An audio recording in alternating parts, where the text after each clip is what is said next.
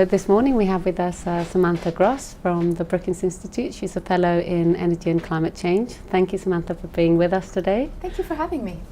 I was wondering whether you could very briefly describe the three Trumpisms that you believe can characterize the US energy policy at the moment. Absolutely. I sort of see three themes in this administration that are really playing out in energy policy. The first one is his America First thoughts, and I see this playing out with the term of energy dominance that you're hearing a lot in the US right now. You're hearing that particularly with respect to fossil fuels, oil and gas. Dominance has a lot of negative connotations to it. It implies some things that have happened in the energy sector in the past that have been not so friendly from, say the Gulf states or Russia. I really think this term doesn't fit. I think it's a term that's primarily designed for a domestic audience. The US isn't going to dominate the world with our energy resources. I think we've largely been a force for good in general of late. We've removed the crude oil export ban, which I think has been both good for the US and good for the world. And we're also exporting more natural gas through LNG, which has also been good. The contracts that we have tend to be more flexible than some contracts otherwise. They provided flexibility and liquidity in global LNG markets. And so I think that's been largely a good thing for global energy security and not a negative factor that dominance connotates. A second Trumpism that's playing out in US energy policy has been this real distaste for regulations of all kinds. And we're absolutely seeing that taking place right now. We've seen a rollback of many kinds of regulations. Some are easier to pull back. Some executive orders could be changed just with the stroke of a pen, and many were. Others are more difficult to rescind. You have to go through the process that put them in place, scientific study and public comments before you can take them away. But some of those processes are going. That's been a difficult thing to see. A number of important regulations have been pulled.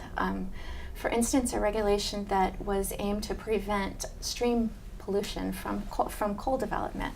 It's sad to see that go. But others have stayed. Particularly important to the international community has been methane regulations on emissions from natural gas production. Those have survived both a vote in Congress and also a court case.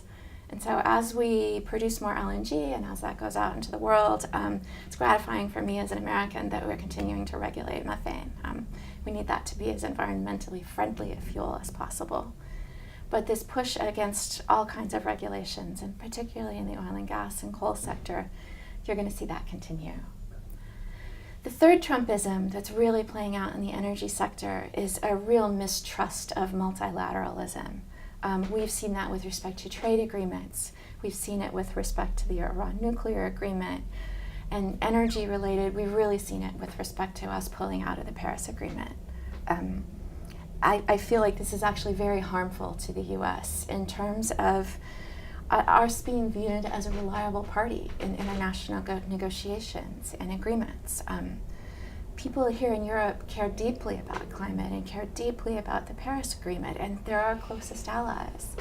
I think it's harmful for our cooperation with allies around the world, and even harmful potentially for cooperation on issues completely unrelated to climate. Other trade agreements, or even other negotiations, perhaps even on North Korea's nuclear program. We need the world to view us as a reliable partner, and this administration's distaste for multilateralism is not painting us as a reliable partner. And why would someone cooperate with us if it looks like the cooperation might not last just through the next administration? So this has been alarming to me as an American.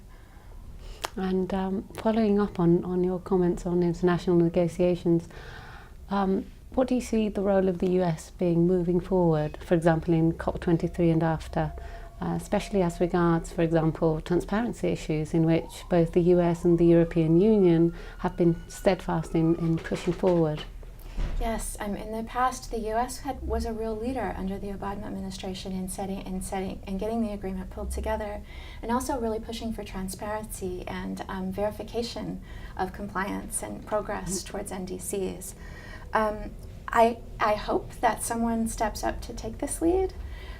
Going into COP23 in Bonn, just in a week or two, the U.S. is sending a small delegation, and this delegation, I think, will be reasonably constructive. It's made up of career people who they're not quite as senior as they might have been in the past, but they know the process, they know how this works, and so I expect that they will lead in these processes, thinking about transparency and verification.